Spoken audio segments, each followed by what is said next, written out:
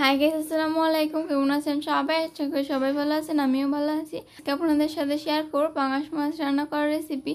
তার জন্য এখানে আমি এখানে কিছু মাছ নিয়েছি। মাছের হচ্ছে আমি হলুদ আর লবণ মাখিয়ে নিয়েছি। আর হচ্ছে অনেকে মরিচ দেন, আমরা সব মরিচ দিয়ে ভাজি না, তাহলে মাছটা অনেক ভেঙে যায়। এই কারণে আমার ভিডিওটা যদি ভালো লেগে থাকে লাইক কমেন্ট শেয়ার করবেন। তারপরে এই তো একটা কড়াই দিয়েছি, এখন হচ্ছে ভেজে নিচ্ছি। এক এক করে সবগুলো দিয়ে দিলাম।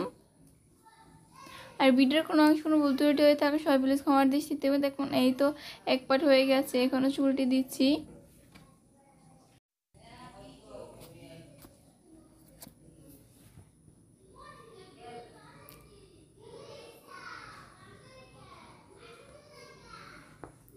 এই তো তারপর হচ্ছে মাছগুলো ভাজা হয়ে গেছে, এখন হচ্ছে উঠিয়ে নিচ্ছি। তারপর এখানে হচ্ছে আমি একটা কড়াই দিয়ে দিয়েছি। তারপর কড়াইটা হচ্ছে আমি তেল দিয়ে দিলাম।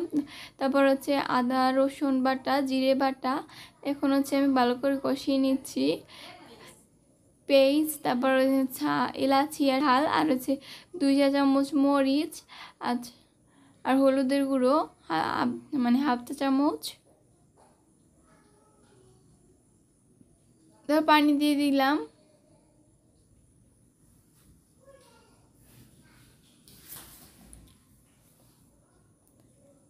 এই তো এখন এইভাবে 3 থেকে 4 বারের মতো কষিয়ে নিব।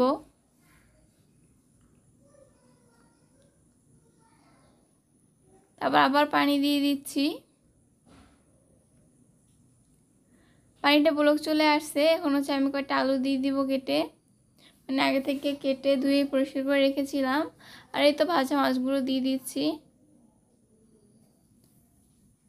তারপর এই তো প্রায় হয়ে গেছে, এখন উঠানোর সময় জিরের গুঁড়ো দিয়ে তারপর হচ্ছে উঠিয়ে নিব।